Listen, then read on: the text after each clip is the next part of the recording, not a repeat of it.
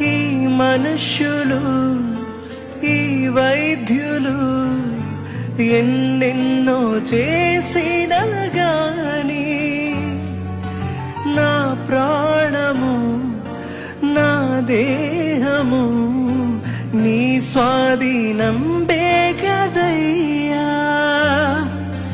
నా స్వామి నాతోనే ఉండి నా కాపరిగా నిలిచావయ్యా.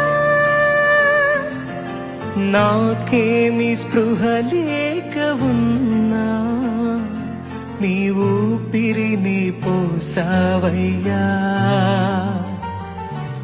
ఈ రీతి స్తుతించ